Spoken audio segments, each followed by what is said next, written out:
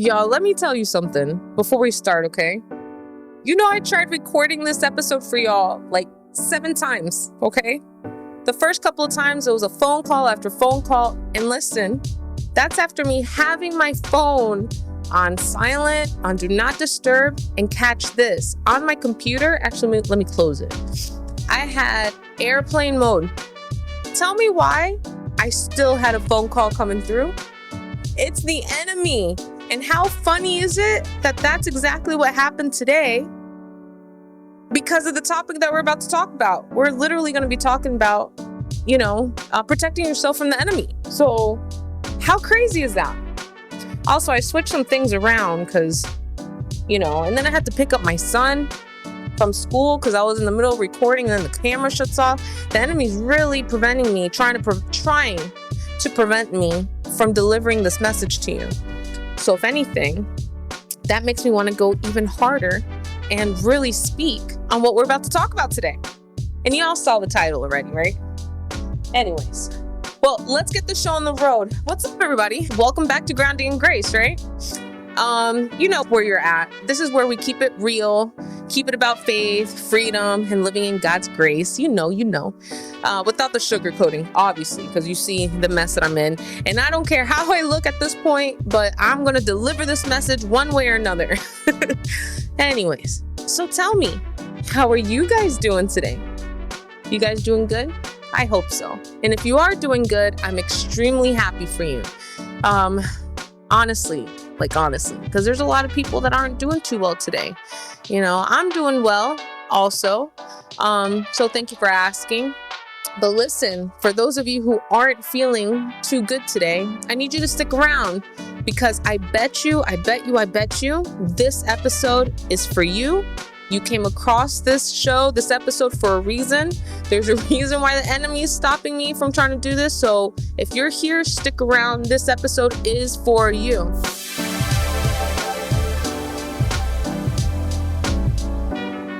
So today we're going to be talking about letting go. And no, I don't mean just thinking positive or pretending that everything is fine. I mean actually releasing the things that are holding you back so you can finally step into the peace and freedom that God promised you. So we're breaking it down into 3 main parts, okay? And in each part, I'm going to give you 3 practical steps to actually make it happen. So not only are we talking about problems, we're talking about solutions. Oh, I think this is a bad idea having this mic here. But let's go forth with it. Let's see what happens. Anyway, so in part 1, we're going to talk about letting it go, okay? The path to peace. We're talking about how to surrender everything to God and stop carrying things He never meant for you to hold on to. In part 2, we're going to talk about not giving your power to people. This kind of goes hand in hand with my previous episode, so y'all be sure to watch it after this one, though, okay? Because let's be honest, some of us let other people's words, actions, and emotions control our emotions. Wait, did I say that right? Nope. I said, some of us let other people's words, actions, and opinions control our emotions way too much. We're going to break down how to take back your power and walk in confidence, okay? And in part 3, we're going to recognize and overcome spiritual attacks. I know, every time I do an episode, I'm tongue twisted, but y'all should be used to this by now.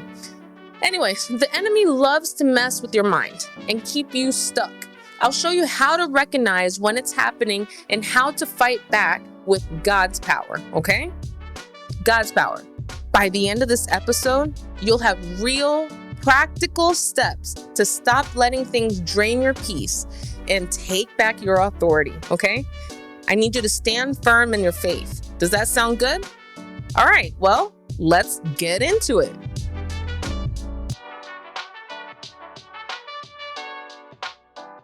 Have you ever walked around all day in uncomfortable shoes? Like the shoes that you bought, they were the last pair, but it happened to be like half a size too short, and you said, I'm still gonna buy it, I can deal with it.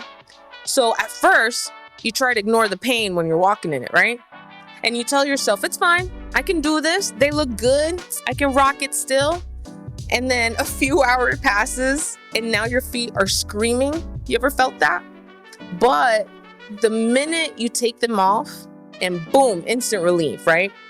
So holding on to your past, pain, anger, regret, or insecurities is the same exact thing. Except instead of just hurting your feet, it's hurting your peace, your joy, and your connection with God. And just like those painful shoes, you can take it off right now. I'm telling you, right now, we're gonna do that. But first, you need to understand the enemy's foothold. What's the enemy's foothold? Well, first, let's read it out of the Bible, right? In Ephesians 4:27, it says, "Do not give the devil a foothold." That means every time we cling to bitterness, resentment, or fear, we're literally handing the enemy a front row seat to our downfall. He's not out here just waiting to steal your peace. He's waiting for you to refuse to let go of something so he can use it against you. For instance, that unforgiveness, he's gonna use it to make you bitter, right? That fear, he'll use it to keep you stuck. That guilt, he'll use it to convince you God doesn't want you anymore. Letting go isn't just about feeling better, right? It's about closing the doors that the enemy is trying to get through. I know, surrendering is hard to do, right? We like to be in control. We like to know the plan. But Jesus straight up told us in Matthew 11:28, "Come to me, all who are weary and burdened, and I will give you rest." Isn't that beautiful? So why do we still insist on carrying things he already offered to take? Because we're scared. Yeah, I said it. We are scared. We're scared of the unknown. We're scared of being disappointed. We're scared if we don't hold on to it, maybe God won't fix it fast enough. But here's the truth. God doesn't need your help, okay? He just needs you to surrender. All right, so here are some steps to truly give your burdens to God, okay? First, I need you to say it out loud. Identify exactly what you're holding on to and talk to God about it. Not vague, not no, just God help me. No, I need you to be real. I need you to say, God, I'm holding on to this grudge because I feel like I was, disrespected. Help me let it go. Okay? No, seriously, he wants to hear it straight up. Okay? The more specific, the better. All right, so number 2, shift your focus to God's promises. When you're drowning in stress, you're focusing on the problem, not God. You need to flip that. Meditate on scriptures that remind you of who God is. For example, Philippians 4:7. It says, "And the peace of God, which surpasses all understanding, will guard your hearts and your minds in Christ Jesus." Okay? So make sure you write that one down or note it down so you can read it later. Number 3, act like it's handled. If you really gave it to God, right? You need to start walking like it's already handled. That means stop stressing, stop replaying the situation in your head, and stop holding on to what you just let go of. If God's got it, why are you still carrying it? He don't need your help. All right, I want to extend this a little further to help you make a lifestyle change, okay? Because remember, letting go isn't just a one-time thing. It's a daily decision. So here's how to make it a part of our lives, all right? So first, we need to do daily check-ins with God, okay? Before bed, ask yourself, what am I still carrying that I should have let go? Then actually release it in prayer. Like, release it all to Him, all of it. All that and all of this too, okay? All of it. Release it all to Him. Number 2, journaling for clarity. I know. You hear this all the time with everybody, right? Journal it, write your feelings down. But it's true. It really is. It's a powerful thing. Sometimes we don't even know what's weighing us down until we write it out. Journaling helps you see what's still taking up space in your mind. Does that make sense? Okay, and number 3, accountability matters. Did you hear how I said that? Matters. Anyways, You need to find people who will call you out when they see you stressing over something you said you gave to God. Because let's be honest, we all need that reminder sometimes. My best friend Nina does a really good job at this, sometimes too good of a job, but it's okay. I'd rather her tell me straight up than not tell me at all. And I try to do the same for her. We keep each other accountable, okay? So at the end of the day, you can either hold on to your burdens or hold on to God's peace, right? So what's it gonna be? You gotta choose.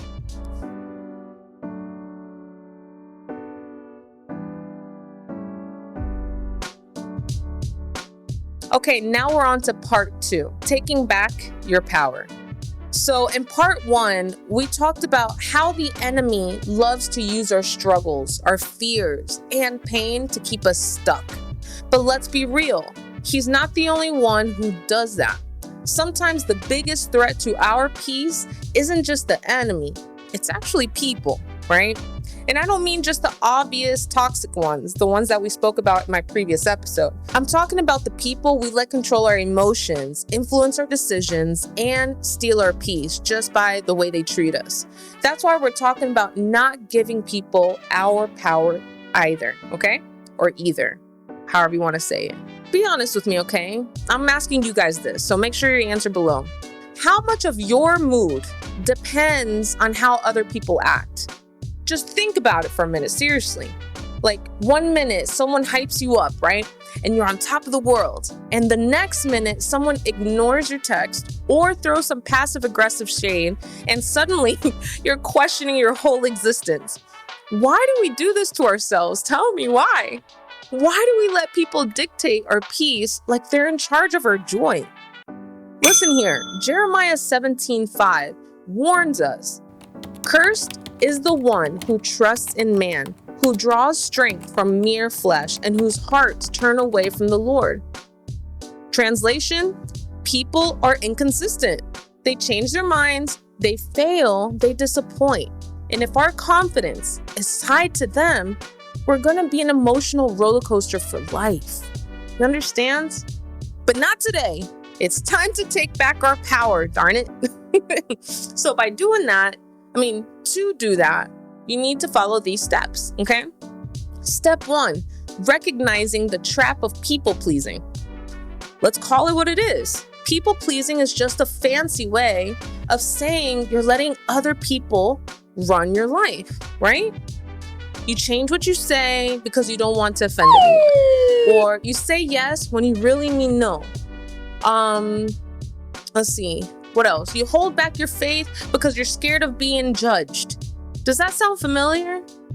Yeah, same here, okay?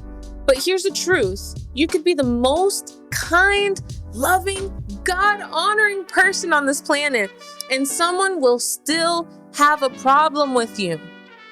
Seriously, Jesus literally healed people, loved people, and literally died for all people. And they still hated him.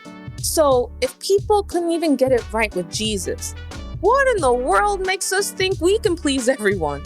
People pleasing is a trap because it makes you think your worth comes from how well you keep everyone happy. Spoiler alert, you never will, okay? Step 2, you need to shift from people pleasing to who? God pleasing. It's so much easier. I'm telling you, it really is. So if you're living for people's approval, it's a waste of time. What should we do instead then? We shift our focus to pleasing God, right? In Colossians?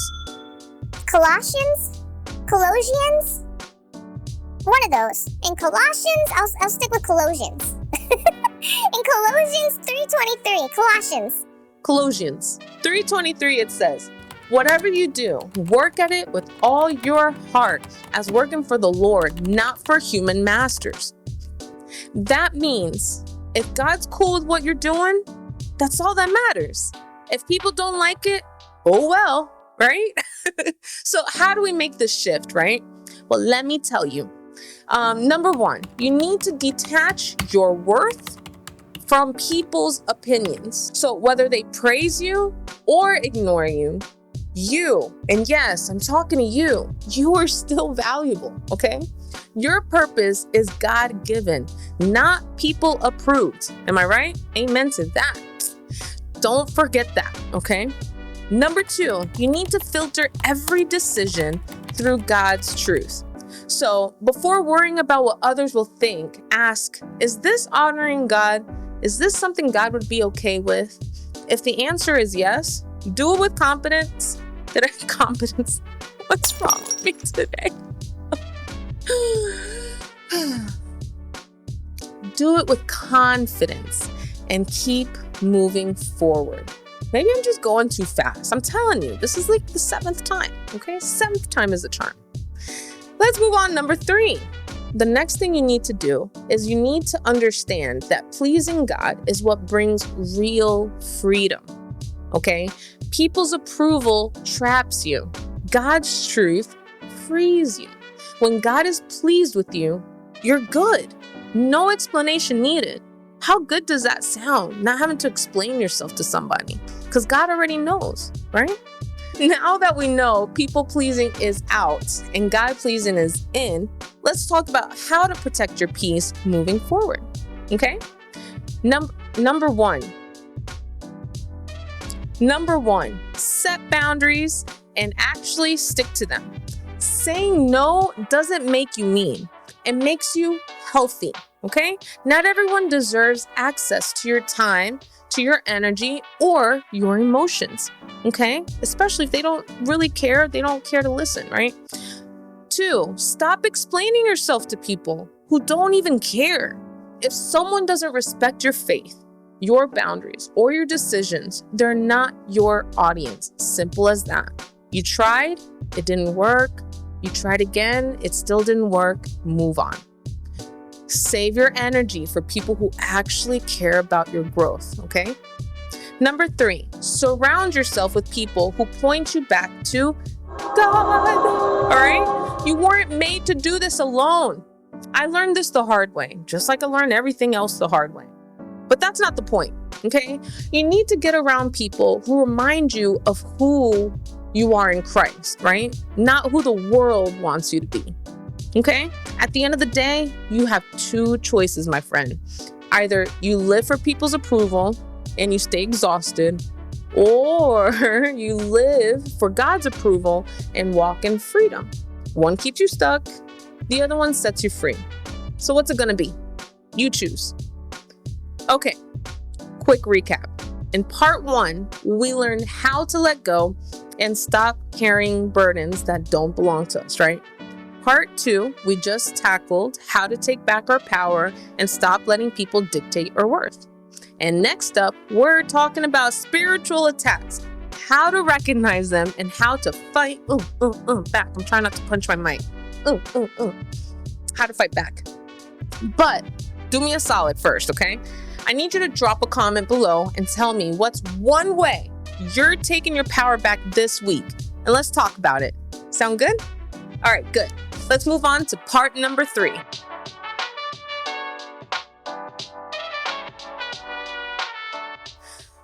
Woo! Now we got to talk about the real battlefield, your mind. Okay? Because guess what? The enemy doesn't just come at you with obvious attacks. He gets sneaky. He plays mind games. He whispers doubts. He throws every insecurity he can at you, hoping you'll take the bait. That's why today we're exposing his tactics and shutting them down for good. Sorry, I'm getting a little excited. All right, let's get into it. Step 1. We need to learn how to recognize the attack. Let me ask you, you ever have one of those days where your thoughts just won't let up? You start saying stuff like, I'm not good enough today, or I'm not good enough for this, or God doesn't hear me, he feels so distant, or I'll never get over this. But wait a second, who told you that? Because I promise you, it wasn't God. It definitely wasn't me. I was over here the whole time. Listen, negative thoughts don't just randomly show up in your mind. They're planted. And the enemy's goal is to use your emotions to distract and paralyze you. How do you know it's a spiritual attack? Well, you need to start looking for patterns, right? Here's some things to look for. I'm sure there's plenty more, but I'll give you, some of the major ones, okay? If you keep having the same negative thoughts over and over, and you're trying to shift them, but you go right back to it, that's an attack. If you feel unmotivated to pray or read your Bible, even though deep inside you know you need to, you kind of want to, but laziness or this or that just makes you not want to, that's an attack. You begin to question things you were once confident in. That's a big one, okay? Or out of nowhere, you feel emotionally drained for no reason. If this sounds familiar, you are not crazy. I promise. You're under attack. And now that you see it's time to fight back. Wait a moment. That rhymed, didn't it? And now that you see it's time to fight back because you're under attack. All right, Jack. I think I'm just overly tired. I'm just tired. Let's just move on. Step 2, fighting back with God's truth. So what's the game plan? How do we shut down spiritual attacks before they take over? I need you to listen closely, okay? Seriously. Come closer. Come on, a little closer. This is important. Come closer. Okay, now that's too close. Okay, first, you need to filter every thought through scripture. If a thought enters your mind and it doesn't align with God's word, it's gotta go, okay? For example, if you think I'm worthless, you can find the truth in Psalms 139:14. Okay? I am fearfully and wonderfully made. Your mind is not a trash can. Stop letting the enemy dump garbage into it. Okay? Secondly, you have to learn to control your emotions before they control you. The enemy loves to poke at your feelings because he knows if he can control your emotions, he can control your actions. Next time you feel overwhelmed, pause before reacting. Before you pop off, Nina, yeah, I'm talking to my best friend. We're working on it. Before you pop off, pray a little something or a big something. Whatever you think you need at that time, but you need to pray, okay? Praying is another weapon. It's a power that he gave us. Before you panic, you need to praise. Instead of letting fear take over, you need to shift gears and take a deep breath and begin to thank God for his control, his wisdom, and his promises. That praise, once again, isn't just words. I promise you, it's a weapon, okay? Before you start to overthink, and this is something I'm still working on. So before you overthink, open your Bible. Seriously, real quick, just open up Google or ChatGPT and ask it, where in the Bible is it for whatever it is you're overthinking about, right? I'm telling you, the Bible has a solution for it all, okay? You're not called to live by emotions, okay? Emotions are not reliable. One day you wake up one way and the next day you wake up another. Emotions are not reliable. You're called to live by faith. That's our duty, okay? And lastly, number 3, you need to proclaim victory even before you see it. The enemy wants you to wait until the problem is over before you believe God is working. Nah. You declare victory now, even when you don't see it, even when you don't feel it, even when the battle still looks like it's going. You know why? Because you're not fighting for victory, okay? You're fighting from it. You're taking from the victory. Does that make sense? Look, Jesus already won. You're just walking it out at this point.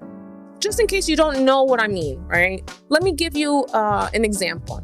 Imagine watching a recorded football game where you already know your team won, even if they were down the third quarter.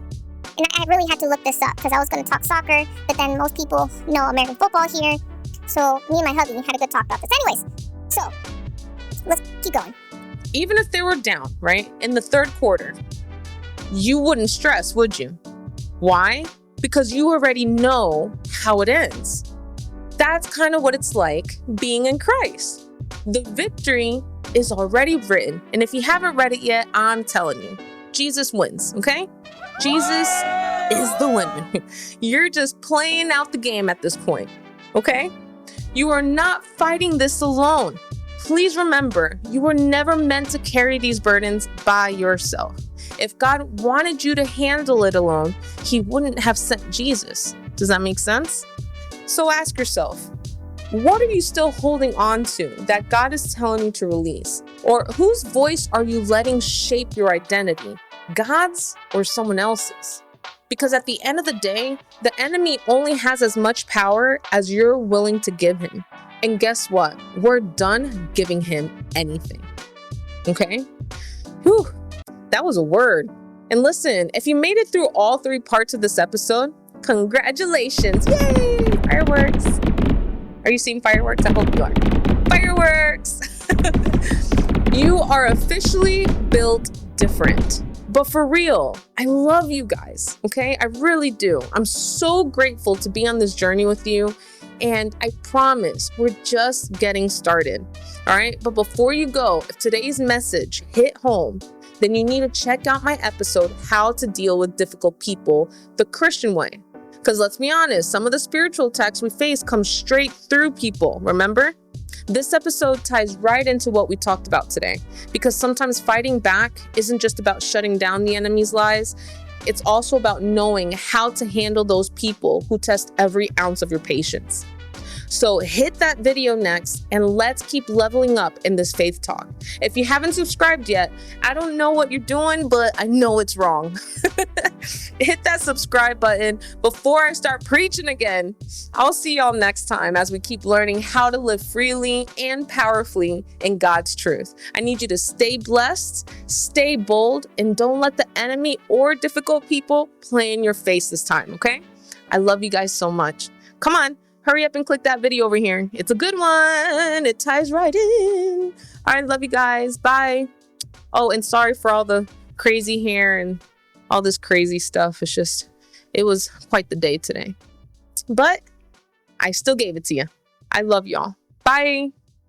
Oh, and welcome to Grounding in Grace. Okay, bye.